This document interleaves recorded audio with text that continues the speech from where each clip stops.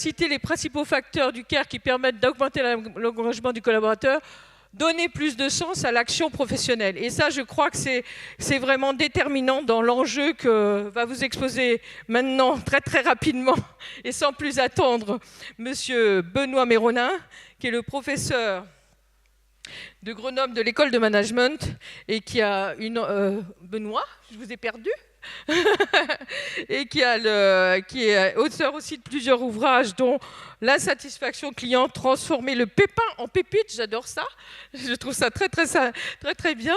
Et donc là, aujourd'hui, Benoît nous propose d'aborder le management par le CARE, du concept aux pistes de travail opératoires.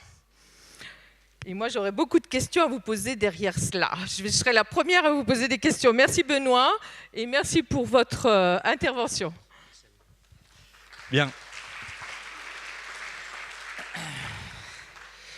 Bonjour à toutes et à tous, ravi d'être avec vous ce matin pour parler d'un sujet qui m'est cher, à tel point que, effectivement, je suis en train de commettre un nouvel ouvrage avec deux autres auteurs que vous connaissez, au moins pour l'un d'entre eux, puisque c'est Christophe Benavent, très impliqué dans toutes les réflexions autour du management de la satisfaction client.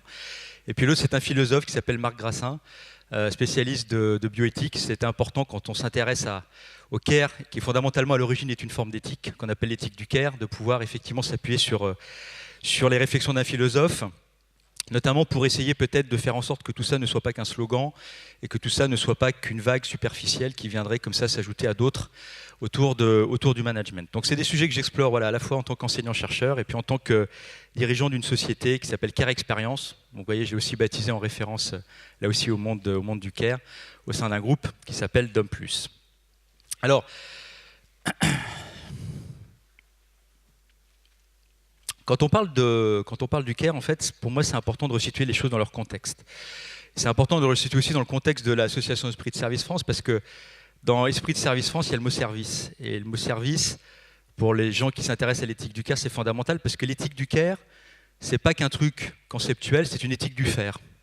C'est une éthique qui associe à la fois la disposition à, mais aussi la mise en pratique. Et cette mise en pratique, elle passe fondamentalement par quoi ? Par des activités de service, par des activités du prendre soin qui sont des activités de service. Donc il y a vraiment un lien très très fort avec ce qui occupe ici l'association. Moi je pense qu'il y a, et vous serez d'accord, un mouvement finalement de fond dans lequel on va retrouver à la fois des évolutions sociétales qui impactent fortement les entreprises. J'en cite ici quelques-unes, je parle notamment de la monoparentalité, je parle aussi de ce que j'appelle la seniorisation, je parle aussi des générations connectées qui arrivent effectivement avec une quête d'équilibre finalement entre ce que Jean-Viard appelle la société des deux piliers, ces deux piliers étant le travail d'une part et les loisirs d'autre part.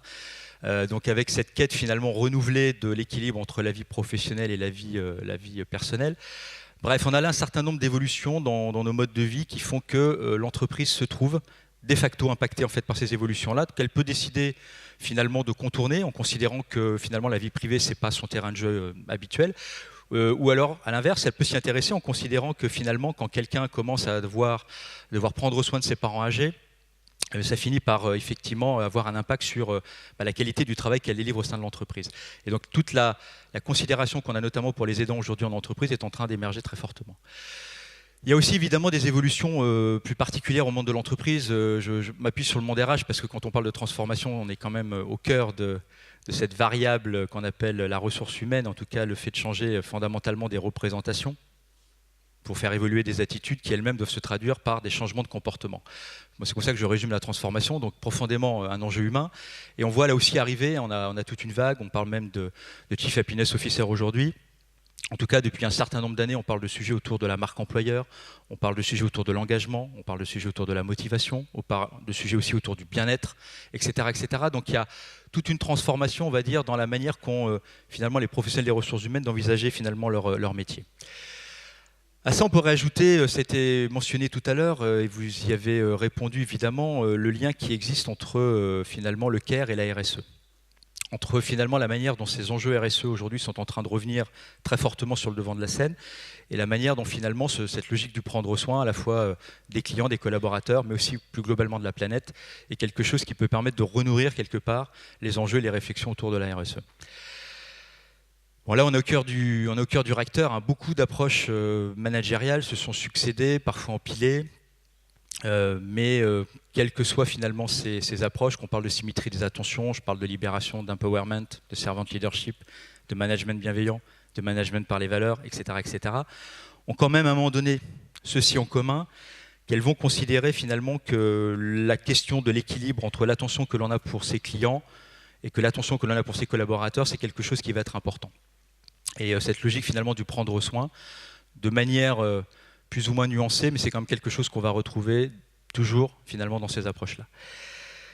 Alors moi, j'en suis arrivé finalement en ayant fait un détour par la symétrie des attentions à l'éthique du care. Et pour plusieurs raisons, et finalement c'est un peu l'enjeu de cette introduction, que de raconter un petit peu ce cheminement. Et puis j'étais à la convention en début d'année. Bon, on voit, j'avais mis juste ce petit clin d'œil pour Xavier, Raphaël et toute l'équipe, mais voilà, il y avait eu cette très très belle présentation de BPCE avec cette notion d'expérience collaborateur, qui est évidemment un sujet là aussi qui est en train de prendre énormément de place dans les entreprises. Il ne faudrait surtout pas réduire le care à ça, c'est-à-dire à des sondages, ici commandés par une entreprise qui gère des crèches. Évidemment, des crèches en entreprise, ça fait partie du care et c'est important. Mais il ne faudrait pas caricaturer le care en considérant finalement que dès lors qu'on a réaménagé la cafétéria, qu'on a mis des baby-foot et des flippers, on est dans le care. Ça, c'est de la caricature, mais il ne faudrait pas non plus en faire un argument purement marketing. Avant de m'intéresser au sujet, je n'avais pas du tout réagi que le mot caring était un jeu de mots, à la fois sur la notion de care, de maison en breton, et la notion de caring, de prendre soin. Mais vous voyez que c'était cette manière qu'avaient les communicants de nous raconter l'histoire, dans la manière dont le groupe PPR avait été rebaptisé à une époque. Donc on était déjà dans cette appréhension-là. Après, reste à savoir effectivement ce qu'il en est des réalités derrière. Alors l'éthique du care, fondamentalement, quand on parle du care, si on ne veut pas en rester effectivement à la surface des choses, si on va aller un petit peu en profondeur, c'est une forme d'éthique qui est apparue aux États-Unis dans les années 80, issue d'une réflexion féministe, avec une question à la base, qui va nous décaler un peu, mais c'est l'ouverture, donc j'en profite. La question que se posait Carol Gilligan, elle est simple, c'est la morale a-t-elle un sexe? Alors parler de management en démarrant par une question sur la morale a-t-elle un sexe, évidemment c'est un peu décalé, mais j'assume. Alors effectivement, cette réflexion-là, elle a émergé en considérant que peut-être les hommes construisaient les dilemmes moraux et les réponses qu'ils amenaient à ces dilemmes de façon différente des femmes. Cette hypothèse a été développée par Gilligan, elle a été ensuite largement débattue dans le monde scientifique, mais peu importe, ça a tout de même permis à Carol Gilligan de considérer que les femmes s'inscrivaient beaucoup plus dans une forme d'éthique qu'elle a qualifiée d'éthique du care, d'éthique du prendre soin. Et si on parle d'éthique du care en français aussi, c'est important, c'est que le mot care, vous l'avez vu, vous avez fait cet exercice de traduction, on pourrait dire c'est la sollicitude, c'est le soin, mais finalement toutes les manières de le traduire en français ne sont pas très bonnes parce qu'en fait elles nous ferment finalement toute la richesse polysémique de ce terme tel que les anglo-saxons en fait le véhiculent. Donc Carol Gilligan, elle est à l'origine en fait de cette forme d'éthique et qui s'est développée à la fois en philosophie, à la fois en sociologie, en anthropologie, en sciences politiques, et qui nous a conduit à un autre auteur très important, toujours une américaine, toujours une femme, qui s'appelle Joan Tronto, qui elle va élever le débat au niveau des sciences politiques, au niveau des enjeux beaucoup plus sociétaux finalement que recouvre la société, une société du care, du prendre soin. Et là aussi, ce qui est très important, c'est que dès les origines, cette réflexion va s'ancrer dans un paradoxe dans lequel on est sans doute encore aujourd'hui, je vous en les juge, qui est de considérer que les métiers du prendre soin, donc les métiers de l'attention et de la relation à l'autre, sont des métiers qui sont finalement des métiers globalement méprisés dans nos sociétés. À savoir qu'on va confier nos enfants, nos anciens, les choses qui sont les plus importantes pour nous, à des gens qui globalement sont sous-payés, sont peu considérés dans les entreprises, sont souvent des femmes, sont souvent issus des minorités. Bref, que ce constat que ces auteurs ont dressé à partir de la situation nord-américaine dans les années 80 a sans doute quelques connivences, quelques ressemblances avec une situation qui serait peut-être celle que nous avons aujourd'hui. Évidemment, quand on s'intéresse au métier de la relation client, on ne peut qu'être sensible à cette considération au regard de l'absence de reconnaissance, voire de mépris que l'on peut éprouver effectivement dans nombre d'organisations pour ces métiers-là. Assez naturellement, si je continue mon petit historique, l'éthique du care, elle a trouvé en France à s'implanter pas tellement dans les entreprises, ou alors peut-être me contredirez-vous tout à l'heure et je l'espère, mais assez naturellement à se déployer dans le monde des soins, dans le monde de l'hôpital, dans le monde de l'hôpital public. Alors n'allez pas vous imaginer que tous les soignants, que tous les hôpitaux sont tout à fait au fait de ces sujets, mais En tout cas, le monde des infirmiers, en particulier avec un auteur très important qui s'appelle Walter Hesbin, il y a une coquille, c'est pas un A, c'est un E, Walter Hesbin, déroulait une pensée et une réflexion autour de finalement ce que ça veut dire fondamentalement que l'éthique du care quand on est un soignant. Et avec en fait une dialectique qui est fondamentale pour nous, et là aussi qui fait le lien avec l'association ici, c'est comment veiller en permanence à articuler le cure et le care.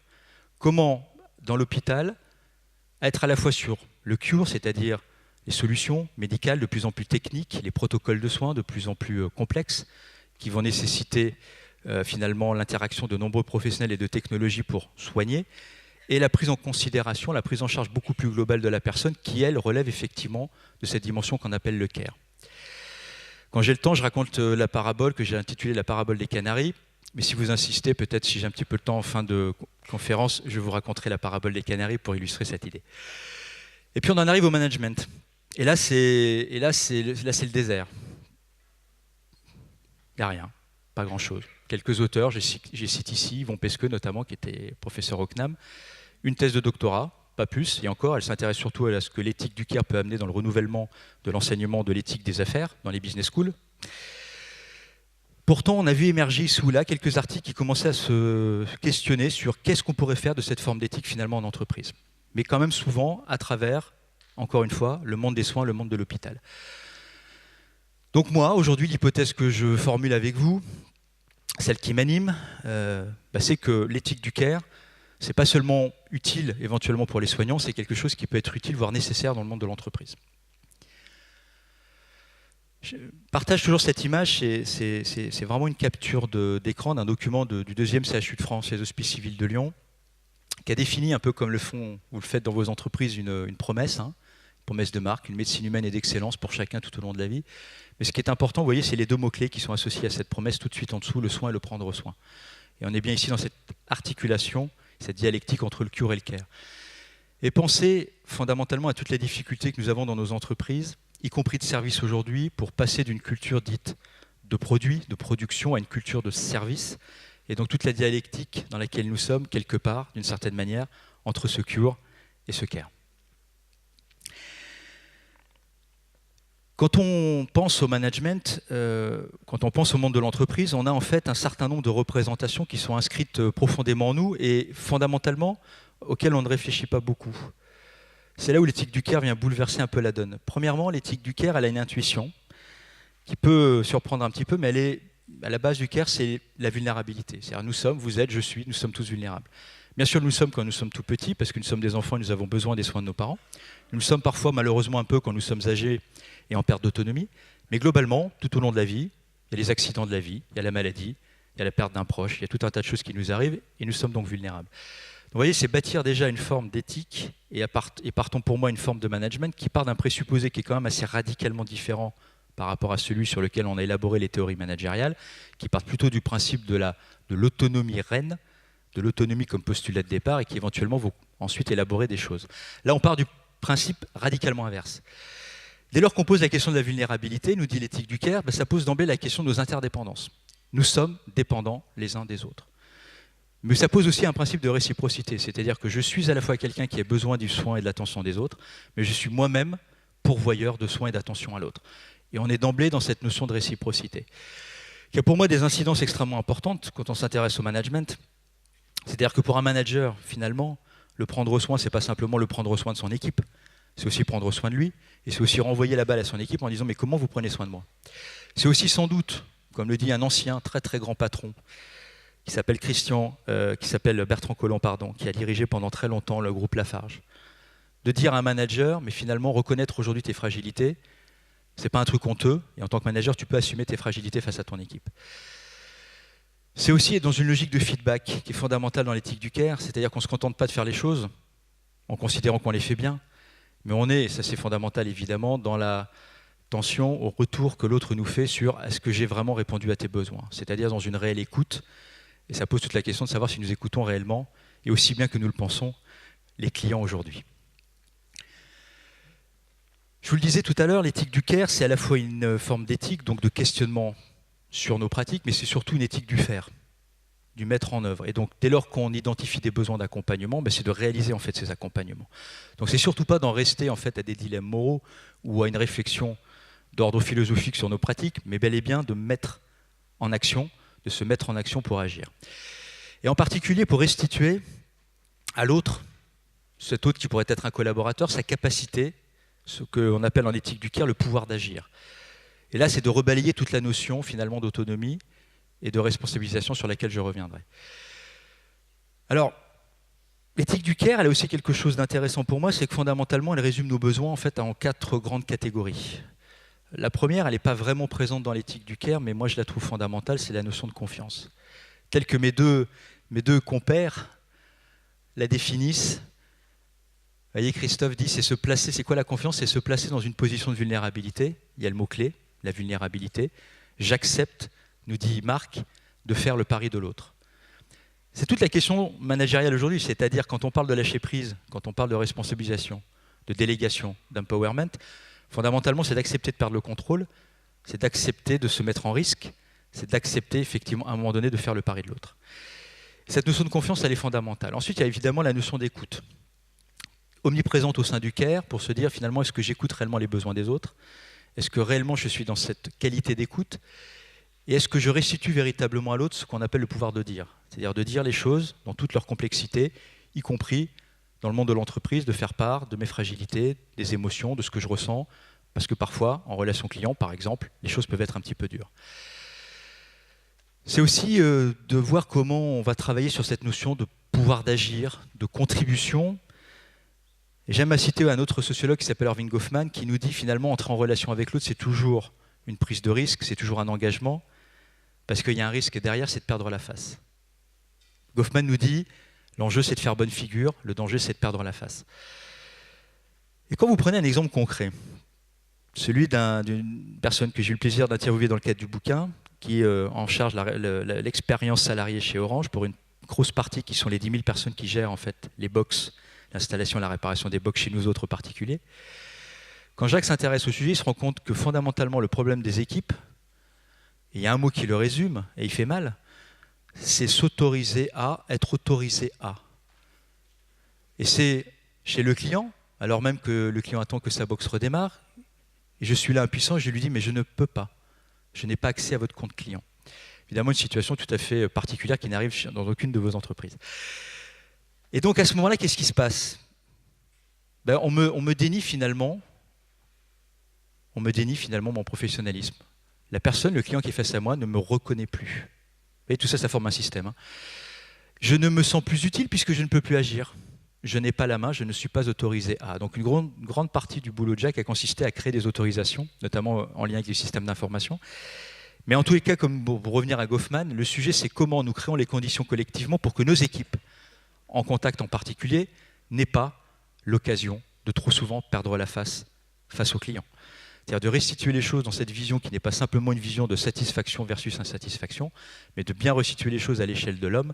Et l'homme, quand il ne peut pas agir, quand il ne se sent pas utile, il perd la face. Et puis pour finir, vous voyez, il y en a toute une plâtrée sur la reconnaissance.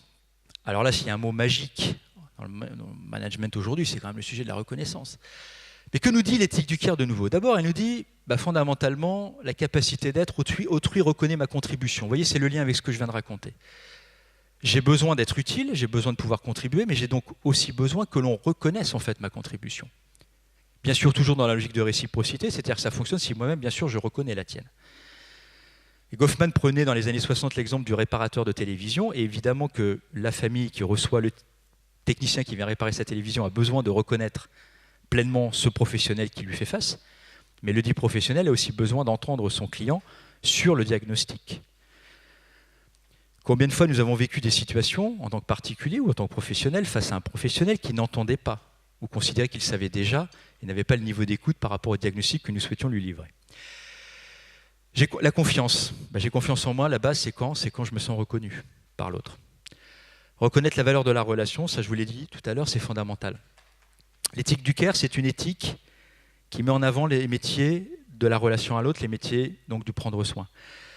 Si l'on n'est pas dans cette reconnaissance de l'importance de ces métiers dans une organisation, et c'est souvent des débats qui ont lieu ici et ailleurs, effectivement on a un problème, Et on va continuer effectivement à traîner ça pendant un certain temps. Bref, ça c'est les 4 besoins fondamentaux tels que l'éthique du care nous les exprime et tels que finalement on peut commencer déjà à tirer quelques fils du point de vue du management. Si on regarde en fait les études, il n'y a pas de surprise. Après, je ne sais plus ce que les études continuent à nous apprendre aujourd'hui, mais vous avez par exemple ce baromètre, qui est le baromètre de la RSE. Okay, il sort tous les ans. Bon, premier sujet d'importance pour les dirigeants interviewés, c'est évidemment la préservation de la planète. Ça paraît assez logique. Mais tout de suite après, la prise en compte du bien-être des salariés dans l'entreprise. Tiens, c'est intéressant. Puis quand vous descendez, vous trouvez énormément de choses autour de l'écoute des salariés, mais plus globalement de l'écoute des parties prenantes dans l'entreprise. Écoutez les salariés, écoutez globalement les parties prenantes. Quand on parle de reconnaissance, c'est comme pour l'écoute. Je me dis, mon Dieu, si je suis venu ce matin et si vous êtes là, dans cet amphi, pour entendre ces évidences, on dit, ben, on a appris vachement de trucs. Ouais. Sauf que, quelles que soient les sources, eh bien, la reconnaissance, là aussi, ça demeure un vrai sujet pour les collaborateurs. Allez voir ce que la CFDT a fait, ça s'appelle Parlons Travail, formidable. Il y a plusieurs centaines de milliers de Français qui ont répondu, donc il y a de la donnée. Un des sujets les plus saillants qui remonte, comme par hasard. Et vous voyez, la formulation est forte. Hein. C'est ce qui me met en colère au travail, c'est d'abord le manque de reconnaissance. Ce qui me met en colère. Ce n'est pas une petite contrariété, hein, c'est colère, un truc qui vient là du bide. Et puis un autre baromètre qui fait ressortir quel autre sujet, encore une fois, la reconnaissance. L'écoute, la reconnaissance, voilà. On dit souvent des jeunes générations connectées. Moi, j'ai beaucoup travaillé ces dernières années sur ce qu'on appelait les générations Y. Puis après, on m'a embarrassé en me disant, mais quelle est la différence entre les Y et les Z? Et puis maintenant, on parle des je ne sais plus quoi, des alphas. Bon, bref, je ne sais pas. Donc, du coup, j'ai résumé le problème. Je dis les générations connectées. On dit les générations connectées, elles se désengagent. Elles ne veulent pas s'engager dans l'entreprise. Elles ne sont pas fidèles. Puis l'équilibre vie pro, vie perso, c'est surtout en faveur de l'équilibre, surtout en faveur de la vie personnelle. Je ne crois pas que ce soit totalement vrai. Je pense que c'est juste que les manières de contribuer d'une part et les manières de s'engager d'autre part dans l'entreprise et plus globalement dans la société ne correspondent plus en fait à leurs aspirations. Je pense aussi que l'entreprise a tendance à se vivre en fait dans des murs un peu trop resserrés sur elle-même et à considérer qu'elle doit elle seule avoir en fait les réponses. Là où globalement, d'un point de vue sociétal, émergent aujourd'hui, comme cette start-up qui s'appelle Make.org, des solutions qui recréent les conditions d'un agir ensemble et qui redonnent la possibilité sur des grandes thématiques. La dernière qu'ils aient lancée, il n'y a pas de hasard, elle est en bas à droite, ça s'appelle « Comment mieux prendre soin de nos aînés ?» avec le sponsor vous voyez, de grands groupes comme La Poste ou Clésia.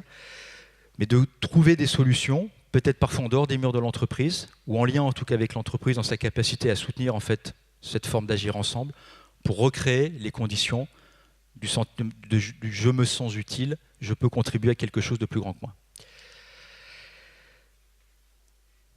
Alors j'en arrive à la slide tant attendue, parce que vous allez me dire, bon, bien gentil tout ça, mais alors moi, en entreprise, qui porte un programme de transformation qui en charge l'expérience client, ou voire l'expérience client et l'expérience collaborateur, je suis bien d'accord sur éventuellement les principes que je viens de poser très très rapidement, mais comment je passe à l'acte?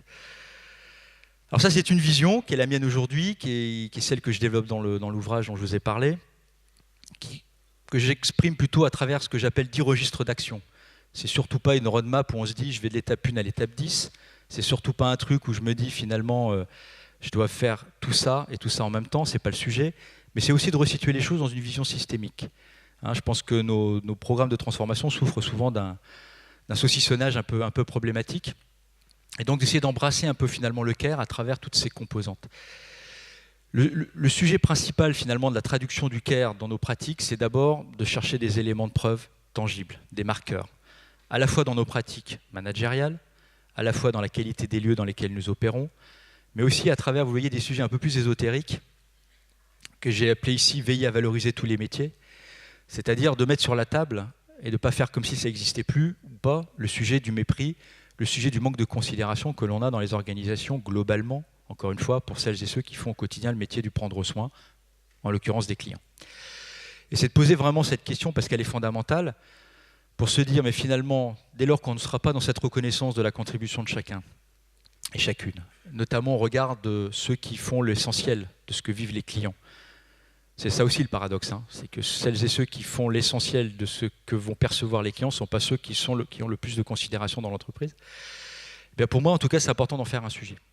C'est important aussi, évidemment, dans les discours, d'élaborer un élément de sens. c'est ressorti très fortement de l'enquête. Moi, j'ai l'intuition que l'éthique du care, ça permet véritablement de renourrir la vision que l'on peut construire à un moment donné d'une stratégie d'entreprise, de l'ambition que peut se donner cette entreprise vis-à-vis de ses clients, vis-à-vis de ses collaborateurs, de ses managers, et plus globalement du point de vue sociétal.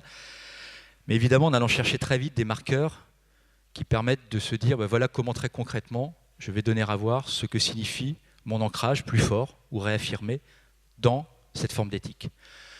Travailler les parcours clients et les parcours collaborateurs, il y a un sujet qui a beaucoup émergé ces dernières années, c'est la notion d'irritant client, puis qu'on a commencé à construire avec son pendant irritant collaborateur. C'est évidemment une bonne manière d'apprendre les choses, même si là aussi, moi, je gomme la différence. Je considère qu'il n'y a que des irritants qui gâchent à un moment donné une rencontre entre un client et un collaborateur. Ou si vous regardez du côté managérial, qui gâche une rencontre entre un collaborateur et un manager. Bref, de travailler sur ces sujets-là, de travailler sur les lieux de vie. Il y a aujourd'hui un certain nombre d'agences, il y en a dans cette salle, qui travaillent sur des design de lieux orientés collaborateurs ou orientés bien-être. Ça fait partie du sujet. On va travailler sur des logiques de services attentionnés. Je parlais de la problématique des aidants en entreprise. Orange a lancé il y a quelques mois un service qui s'appelle Mes proches et moi, à destination des 20 000 personnes qui dans l'entreprise sont concernées pour être soit aidants, soit aidés. C'est travailler effectivement sur ce vieux sujet là aussi du pouvoir d'agir, comme on dit en éthique du care, c'est-à-dire de l'initiative, mais sortir vraiment du truc où, vous savez, on adore tous mettre dans les slides le fameux le droit à l'erreur. On a des mots magiques comme ça, on met empowerment, droit à l'erreur, responsabilisation. Je crois qu'on ne s'est jamais autant senti emprisonné dans les entreprises et dans l'incapacité d'agir. En tout cas, moi, c'est le constat que je peux dresser au regard des endroits où je mets les pieds. Je crois que le paradoxe, c'est qu'on n'a jamais autant parlé de droit à l'erreur, alors même qu'on n'a jamais eu autant le devoir de ne pas se planter. Donc c'est de se dire effectivement comment concrètement on restitue à chacun cette capacité à agir, confère le petit exemple que je citais à travers l'exemple d'Orange et des box, avec ce mot un peu terrible et qui fait peur, autoriser, s'autoriser. La valorisation des métiers, j'en ai parlé, un sujet qui est aussi fondamental et qui demeure évidemment là-dedans, puisque l'éthique du care est d'abord une éthique de l'attention à l'autre et de la relation. C'est l'enjeu au cœur de l'association Esprit de Service France, de l'alignement des postures relationnelles à tous les niveaux dans l'organisation. Ça, j'y reviens pas. Tout ça pose aussi fondamentalement une question, c'est comment on réenvisage finalement le rôle du manager et comment on repose la question de la légitimité du management. Si on partage tout ce qui est inscrit là, c'est quand même compliqué pour le métier de manager aujourd'hui. On nous demande de lâcher prise, on nous demande de ne plus être le sachant, mais de laisser finalement s'exprimer les idées de nos équipes et d'être plutôt un facilitateur de ces idées-là. Bref, c'est un vrai changement de paradigme. Et ça implique quand même de se dire à un moment donné comment finalement on redéfinit ce qu'est notre valeur ajoutée en tant que manager et finalement le champ de notre légitimité. Et je crois qu'il y a un vrai malaise aujourd'hui dans les organisations autour de ces questions-là. Renforcer l'écoute des clients et des équipes. Là aussi, je pense que malheureusement, ça reste d'actualité. Puis ensuite, des sujets autour de la gouvernance et du pilotage du care, mais je crois qu'on n'en sera pas tout à fait là tout de suite. Donc voilà très rapidement, dans ce laps de temps contraint et avec, je l'espère, un peu d'échange avec vous, ce qu'est finalement cette forme d'éthique, d'où elle vient, dans quoi elle prend racine, dans quoi elle commence à s'enraciner chez nous, et en tout cas, je l'espère, vers quoi elle peut tendre dès lors qu'on cherche effectivement à l'appliquer dans le monde de l'entreprise. Et en conclusion, pour insister, quelques écueils. Le premier d'entre eux, c'est d'accepter qu'effectivement, c'est pas tout à fait le même monde dans lequel on est. C'est-à-dire qu'il faut accepter de remettre en cause ce que j'appelle des fantasmes ou des mythes. Le premier d'entre eux, c'est nous sommes des surhommes invulnérables. Vraiment. C'est ça la figure du manager que nous avons érigée pourtant. La réussite individuelle, l'autonomie, je réussis souvent contre les autres. Ça correspond à la réalité. L'éthique du care nous dit non, on a besoin les uns des autres, nous sommes interdépendants, c'est pas comme ça qu'on peut élaborer un modèle de réussite. Pouvoir délivrer du cure sans du care, ben non, c'est bien tout le sens de l'action que vous portez autour de la leçon de service pour se dire sortons de cette culture simplement de la solution technique pour entrer dans une appréhension beaucoup plus globale de la personne. La vision systémique que je propose, évidemment, à la société compliquée, c'est que souvent les gens me disent « Oula, mon Dieu, que le sommet est haut !» Par quoi on commence ? Il faut aller chercher dans la transformation culturelle très vite des marqueurs tangibles. Alors, très souvent, on a installé, vous savez, la fameuse chaise verte ou rouge du client dans les COMEX. Mais j'ai eu vent dans une certaine grande entreprise récemment que cette chaise, elle était dans un coin maintenant qu'elle prenait la poussière. C'est un vrai symbole quand le fauteuil du client prend la poussière dans un coin. Donc évidemment, nous sommes rentrés dans une ère où les gens veulent des preuves, et très vite des preuves tangibles, et pas simplement des grands discours. Pour autant, je maintiens que l'élaboration du discours est tout aussi essentielle que les preuves concrètes qu'on va s'efforcer de lui trouver. Le CARE aussi, très souvent, mais c'était déjà le cas quand on parlait de symétrie d'attention il y a 10 ans, ah mais tout ça c'est bien gentil, mais c'est le monde des bisounours. Non. Assumer et accompagner le départ de quelqu'un dont on considère qu'il n'a plus sa place dans l'entreprise et faire les choses proprement.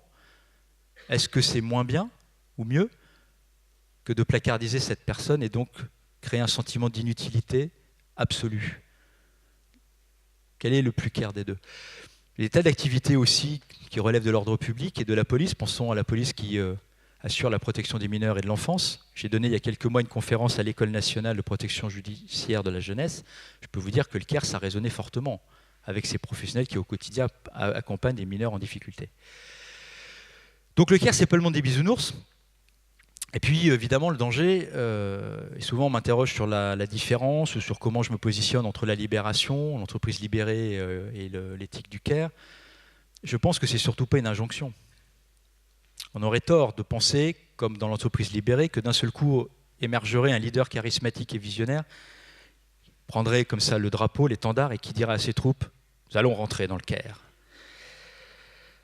Un des trucs qui va toujours fortement questionner en fait, sur les sujets de l'entreprise libérée, c'est que, grosso modo, soit vous entrez en libération, soit vous n'y entrez pas, et donc en fait, vous n'avez qu'à partir. Alors, soit c'est ça l'enjeu, soit j'ai pas compris ce que c'était que la transformation, qui pour moi consiste plutôt à faire adhérer, à rassembler, et à fédérer et à embarquer le plus grand monde. Et si c'est ça le sujet, alors l'éthique du CARE, c'est fondamentalement différent, parce que ça implique un questionnement. Et c'est pas d'imposer l'entrée dans, c'est plutôt de réfléchir et de se questionner autour de ça, de reconnaître effectivement pleinement que c'est un nouveau paradigme qui change un petit peu la donne par rapport à la manière qu'on avait d'envisager le management et le monde de l'entreprise, et les relations surtout entre nous. Et puis effectivement de sortir de ce que d'aucuns appellent l'apicratie, cette espèce d'injonction au bonheur ou d'espèce de truc un peu bizarre, puisque vous le voyez, l'entrée, elle n'est pas du tout par le bonheur ou le bien-être, elle est par la vulnérabilité, elle est par l'interdépendance, elle est par des sujets qui, a priori, voilà, prêtent pas tout à fait à sourire, mais qui sont fondamentales et qu'on commence quand même, me semble-t-il, de plus en plus à vouloir traiter en entreprise. Donc voilà très rapidement, un peu schématiquement malheureusement, mais le propos que je souhaitais partager avec vous ce matin autour de ce que j'appelais le management par le CARE, donc qui n'est jamais qu'une manière de traduire, et j'espère qu'on sera de plus en plus nombreux à faire cet exercice-là, cette forme d'éthique bien particulière dans le monde du management. Je vous remercie pour votre attention.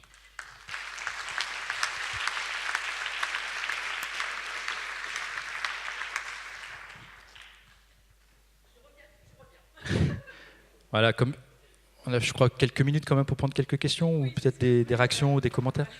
Alors moi j'en ai une. Je parle toujours beaucoup, Benoît. Alors j'en ai une. Vous avez beaucoup parlé de management, mais on est encore beaucoup dans des postures managériales qui sont encore beaucoup basées sur le command and control, un management interventionniste, et où l'ego est souvent l'ennemi du cœur. Est-ce que ces postures sont compatibles avec votre proposition que nous repensions l'ensemble de l'entreprise à partir du CARE et du cœur?